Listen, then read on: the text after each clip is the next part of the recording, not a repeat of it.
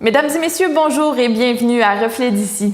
Tout d'abord, si les candidats sont nombreux pour les élections municipales, la préfète Nadia Minassian entame pour sa part un second mandat par acclamation. Je suis allée la rencontrer. Après un mandat court de 18 mois, la préfète Nadia Minassian a été élue sans opposition. Voici sa première réaction. Je suis très contente d'être élue puis d'être là pour un mandat complet de 4 ans. Alors, je remercie la population et les citoyens de la MRC du Rocher-Percé pour la confiance. C'est certain qu'il y en a qui diront, j'ai pas été en élection, mais le fait que personne s'est présenté, je pense que ça démontre aussi une preuve de confiance. Alors, je remercie tout le monde. Et là, je suis là pour un bon mandat, 4 ans. C'est pas 18 mois comme le dernier. Alors, en 4 ans, je vais être capable de faire cheminer des dossiers davantage.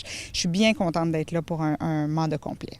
Pour Nadia Minassian, le travail se poursuit. Toutefois, comme pour la plupart des électeurs, elle a hâte de connaître sa future équipe de travail. J'ai hâte de voir le conseil des maires que je vais avoir parce que pour l'instant, je suis élue. À Sainte-Thérèse, il y a M. Blondin qui est là aussi, Roberto Blondin. Alors là, je connais un de mes coéquipiers autour de la table. J'ai bien hâte de connaître les 4 autres pour être capable de voir comment on va collaborer ensemble, comment on va se concerter autour des dossiers. Par contre, les dossiers, c'est certain que j'ai besoin de la collaboration des maires. C'est un travail d'équipe, c'est de la représentation. Quand ça passe par la MRC, généralement, c'est de la représentation qu'on fait à d'autres paliers gouvernementaux et c'est toujours pour aller chercher le poids de toutes les municipalités. Alors, la première tâche va être de voir qui va être notre conseil des maires et après ça, une petite période de rodage pour voir comment on va collaborer ensemble. Et par la suite, ça va être de faire la liste des dossiers prioritaires dans chacune des municipalités. Moi, je vais les mettre au courant et au parfum des dossiers qui sont prioritaires à la MRC aussi. Et ça va être de faire un plan de match pour les 4 prochaines années. Même s'il n'y a pas eu d'autres concurrents cette fois-ci pour le poste de préfet, ce poste est ouvert au vote de la population dans la MRC du Rocher-Percé, alors que ce n'est pas systématiquement le cas ailleurs au Québec, où un préfet peut être nommé par le Conseil des maires.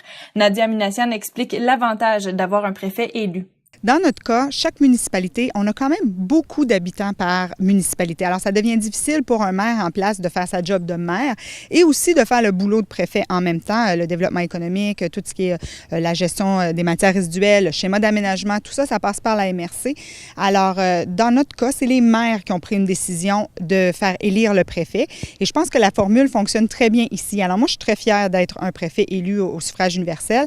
Par contre, il y a d'autres MRC que eux privilégient pas cette méthode-là. C'est correct, à chacun son modèle.